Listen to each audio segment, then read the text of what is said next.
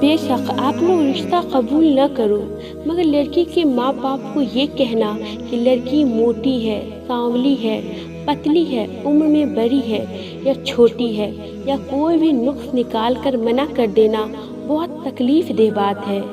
किस दिल से किसी की बेटी के लिए हम ऐसा बोल सकते हैं? इनकार के और भी तरीके हैं, लेकिन किसी की बेटी में कमी न निकालें। अल्लाह दुआएं भी सुनता है और आह भी। वालिदैन की अपनी औलाद कैसे भी हो, उनके लिए बहुत प्यारी होती है। इन बातों से वो टूट जाती है।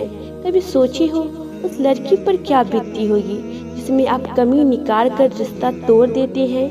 मेरी बहनों, आप रिश्ता टूटने से और लोगों की बातों से कभी भी खुद को बदनसीब मत समझना। अल्लाह ने आपको बहुत प्यार से बनाया है और अल्लाह की बनाई हुई कोई भी चीज़ बेकार और बदसूरत नहीं होता। मेरी प्यारी बहनों, ये अल्लाह की तरफ से आजमाइश का वक्त होता है। उस इंसान की क्या औकात है जो आपको ठुकराए। बस इस आजमाइश पर खरी उतरने की कोशिश करना, सब्र का दामन नहीं छोड़ना। कभी कभार हमारा अल्लाह चाहता है कि मेरा बंदा मेरे लिए सब्र करे। क्या उसको हक नहीं उसके लिए थोड़ा सा इंतज़ार कर लिया जाए? और ऐसा तो हो ही नहीं सकता।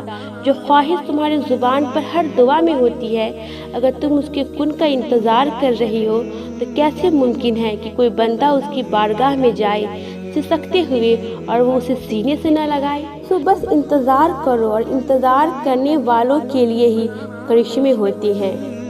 और पता है, ये दुनियावी लोग तो शकल देखते हैं, लेकिन अल्लाह हमारा दिल, हमारी दुआ हमारी तरफ देख कर नसीब लिखता है।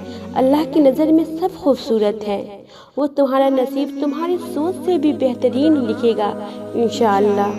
तुम बस अल्लाह पर भरोसा और सब्र रखना। बस तुम सब्र और दुआ से काम लेना। तुमने तो सुना ही है, दुआ नसीब भी बदल सकती है। इसलिए लोगों के रिजेक्शन से घबराना मत, बस दुआ करके अपने नसीब को बदल लेना। और ये जो लोग किसी की बेटी पर उंगली उठाते हैं ना, वो भूल चुके होते हैं कि दुनिया मुकाफती अमल है।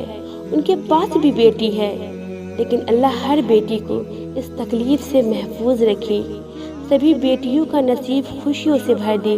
निकाह के बाद एक लड़की की सीरत का इम्तिहान होता है, न कि सूरत का, न कि सूरत।